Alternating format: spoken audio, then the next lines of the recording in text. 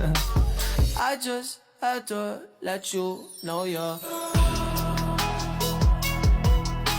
She a happy baby, she a happy baby.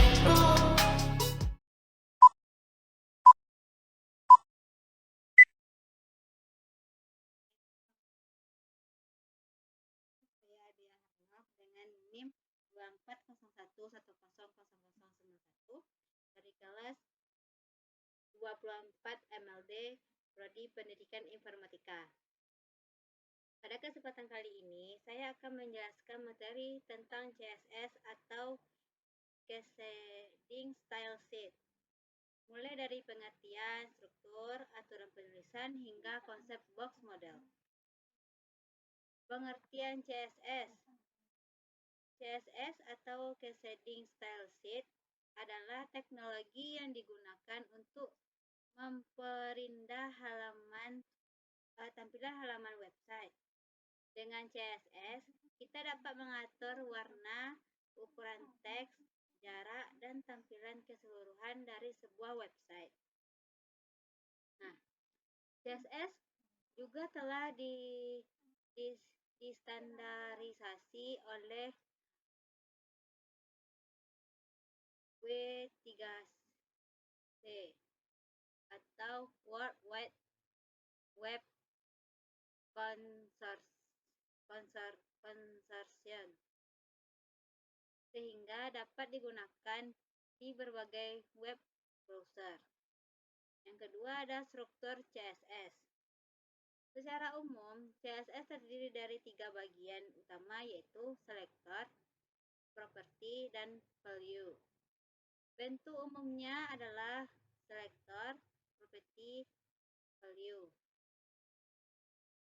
Contohnya seperti ini. Contoh di sini ada H1 sebagai selector, color sebagai property, dan blue sebagai value. Artinya, sebuah teks dengan teks H1 akan berwarna biru. Aturan penulisan CSS. Dalam CSS ada 3 cara penulisan, yaitu yang pertama internal style. Internal style ditulis di dalam teks dalam kurung siku style yang berada di bagian dalam kurung siku head HTML. Biasanya digunakan untuk satu halaman saja. Yang kedua, ada inline style. Inline style ditulis langsung di dalam tag HTML. Contohnya, kita menambahkan style langsung pada paragraf. Namun, cara ini kurang disarankan karena membuat kode menjadi tidak rapi. Yang ketiga ada external style. External style menggunakan file CSS terpisah yang dihubungkan dengan tag dalam kurung siku link. Cara ini paling sering digunakan karena lebih rapi dan mudah dikelola. Selanjutnya ada sintaks CSS. Dalam penulisan CSS terdapat beberapa aturan sintaks. Yang pertama, jika value terdiri dari lebih dari satu kata, maka menggunakan tanda kutip. Yang kedua, jika terdapat lebih dari satu properti, maka dipisahkan dengan tanda titik, koma. Contohnya, penulisan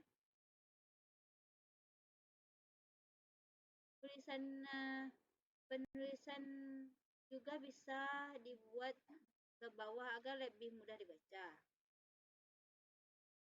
Yang selanjutnya, grouping. Grouping digunakan untuk menggabungkan beberapa selektor yang memiliki style yang sama. Contoh awalnya ditulis terpisah, lalu bisa digabung menjadi satu baris. Yang berikutnya, CSS Class Selector. Class Selector digunakan untuk memberikan style pada elemen tertentu. Penulisannya diawali dengan tanda titik. Di HTML, kelas dipanggil menggunakan atribut kelas. Keunggulannya adalah satu elemen bisa menggunakan lebih dari satu kelas. Berikutnya CSS ID Selector.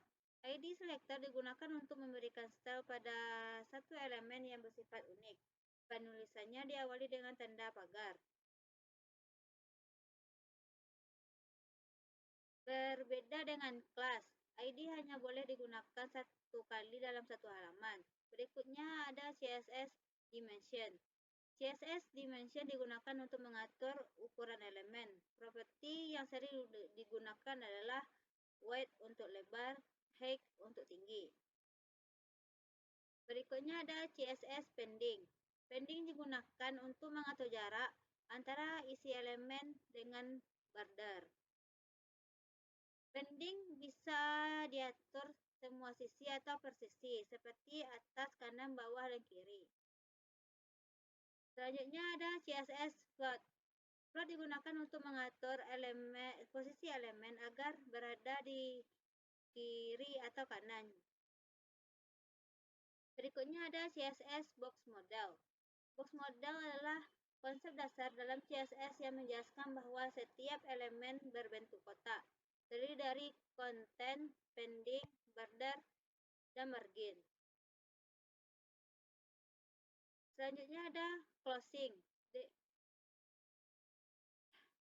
Itu aja. Oke. Baiklah.